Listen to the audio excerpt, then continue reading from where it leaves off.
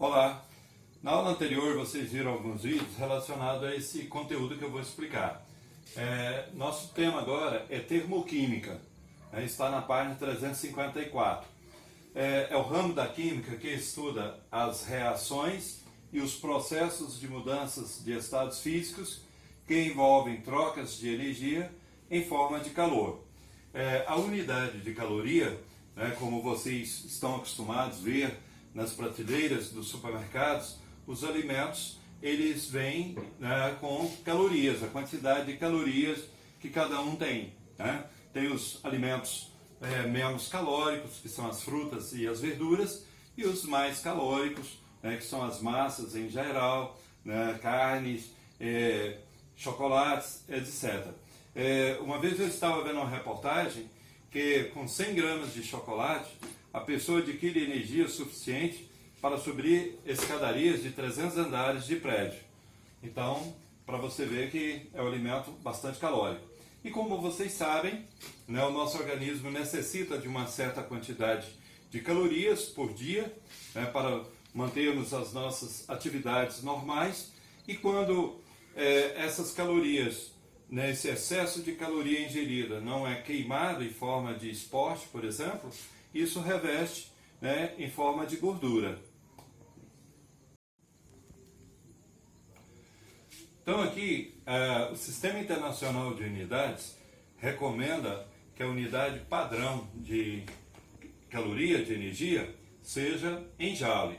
Então, uma caloria é igual a 4,18 joule.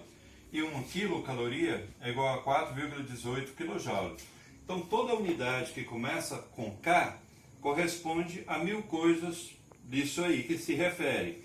Por exemplo, 1 kW, 1000 watts. 1 kHz, 1000 Hz, que é a unidade de frequência. 1 kJ, 1000 joule. 1 quilocaloria, 1000 calorias, e assim por diante. E se você tem toda unidade que começa com M de mega, é 1 milhão do que se refere.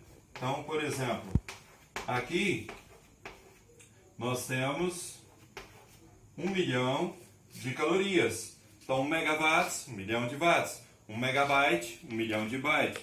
1 megajoule, 1 milhão de joule. E assim por diante. Olha, se porventura nós tivermos que transformar unidades, por regra de 3, sai bem tranquilo. Por exemplo, se você tem 6 kilocal e quer transformar em cal, então o que você faz? Como você sabe que 1 cacau, vou colocar de cá, 1 cacau é igual a 1000 cal. Então, em regra de 3, como vocês já sabem, a nossa preocupação é colocar cada unidade debaixo dela mesma. Então, cacau debaixo de cacau. 6 cacau corresponde a x cal, porque é o que nós queremos. Bom, e agora é só nós multiplicarmos cruzado. Então, x é igual a 6 vezes 1000, 6000. Obviamente, a unidade é que está em cima. Por exemplo, se eu quero transformar, vamos supor, 8 calorias em joule. Pronuncia-se joule, mas escreve-se joule. Então, pega essa relação, que uma caloria corresponde a 4,18 joule. Como são 8 calorias, vamos chamar de A e B. Então, é só eu pegar 8 calorias debaixo de calorias. E aí, multiplicar cruzado. Então, x é igual a 4,18 vezes 8. Então, esse vezes esse. 8 vezes 8, 64, vão 6. 8 vezes 1, 8. E 6, 14 é 1. 8 vezes 4, 32. E 1, 33. Duas casas à direita da vírgula. Duas casas à direita da vírgula. Obviamente, unidade joule. processo endotérmico ou reação endotérmica. É aquele que absorve calor ou energia. Então, o que libera calor ou energia, vou colocar posteriormente, é o processo exotérmico ou reação exotérmica. Né? Exo libera, endo absorve. Então, já explicando o outro também, toda queima, né, toda combustão vai liberar calor. Se está queimando a madeira, o papel, outras coisas mais, vai estar liberando calor. Né? A chama do fogão é uma reação exotérmica que está liberando calor. Agora, se você coloca uma vasilha com água, né, e leva ao fogo, essa vasilha, suponhamos de alumínio, e a água vai estar absorvendo calor do fogo. Então, a vasilha e a água é endotérmico, porque está absorvendo calor. Já o fogo é exotérmico, pois está liberando calor.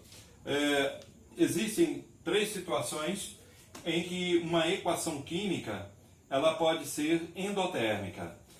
Quando aqui tem os reagentes, né, pode ser inúmeros, e aparece o valor da energia positivo no primeiro membro, como está aqui, ó, água líquida mais 44 kJ produzindo água líquida, água vapor.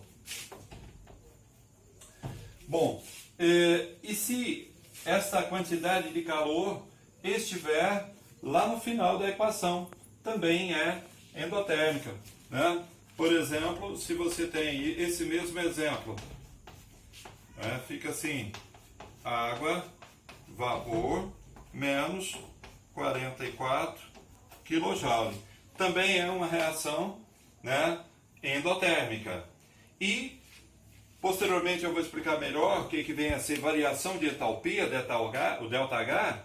Quando ele for positivo, toda a equação em que aparece lá ΔH positivo, aí a reação também será endotérmica. Geralmente, quando aparece assim, vem a equação química e lá no final vem escrito ΔH, vamos supor, mais 40 kJ ou ΔH menos 60 quilocaloria e por aí se vai.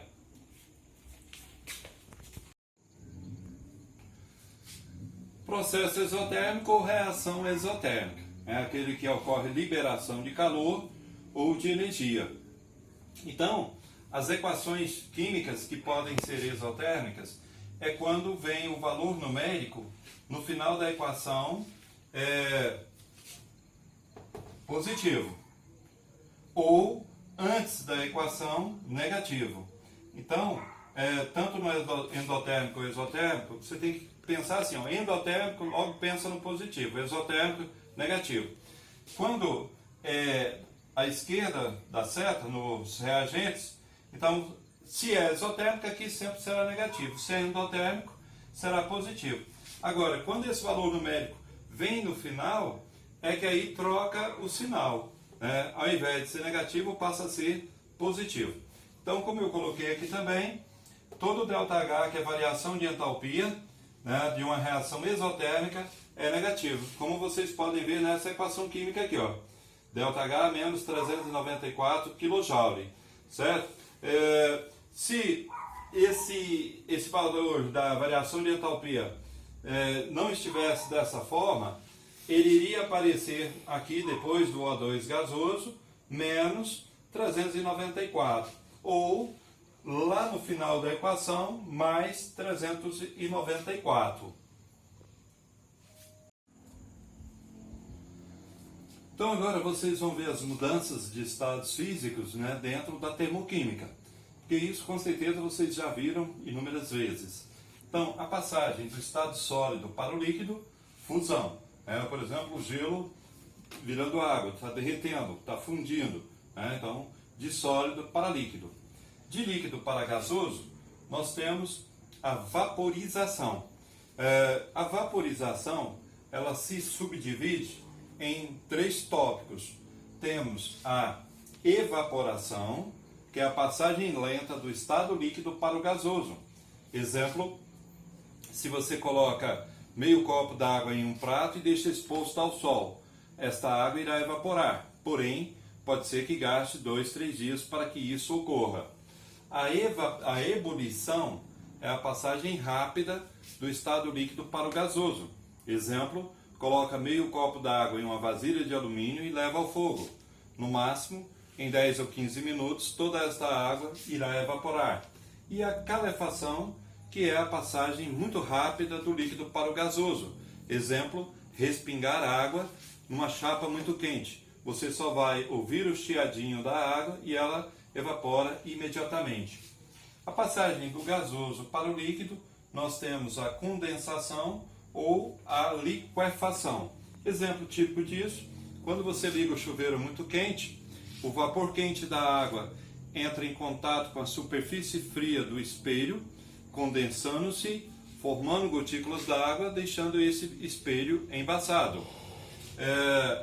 De líquido para sólido, um exemplo típico, a água virando gelo, suco virando picolé e assim por diante. A passagem direta do sólido para o gasoso é a sublimação. A sublimação, exemplo típico, é a naftalina, naquelas bolinhas brancas que a gente coloca nas gavetas de roupas para evitar traças. Ela, em momento nenhum, ela vai passar pelo estado líquido. Porém, com o passar do tempo, ela desaparece.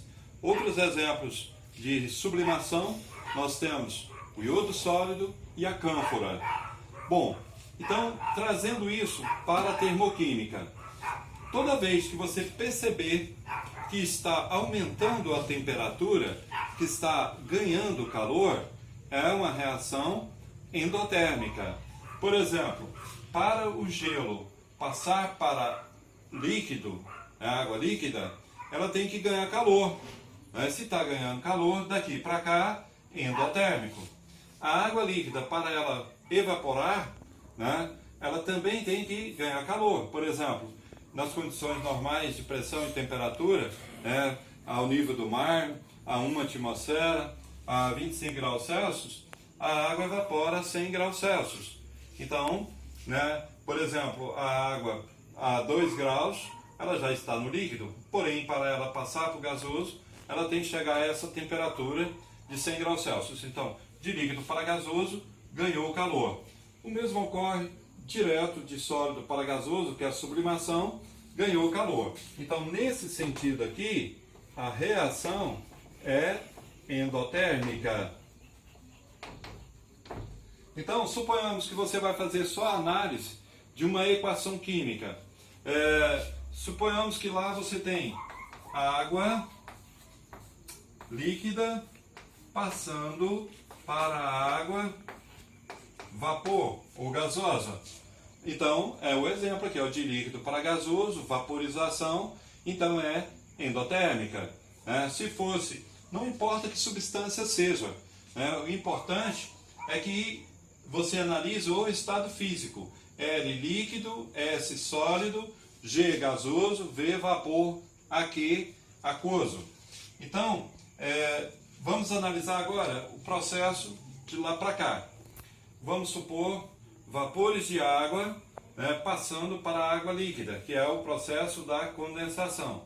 Para que isso ocorra, foi necessário perder calor, diminuir a temperatura. Então, se perdeu o calor, diminuiu a temperatura, a reação é exotérmica. De líquido para sólido. Exemplo, suco virando gelo, virando picolé. Então, foi necessário a diminuição da temperatura, a perda de calor, a perda de energia, para que isso ocorra. Então, de líquido para sólido também é exotérmico. E o processo da ressublimação, que é direto do gasoso para o sólido, também é exotérmico. Então, nesse sentido aqui, a reação é exotérmica. Então, bom trabalho, até a próxima.